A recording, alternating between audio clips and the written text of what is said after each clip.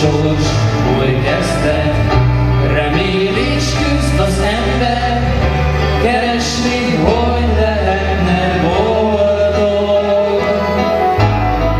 Rég volt boldog hősök, és nem csak fényes hősök, névtelen, békés, dolgos millió.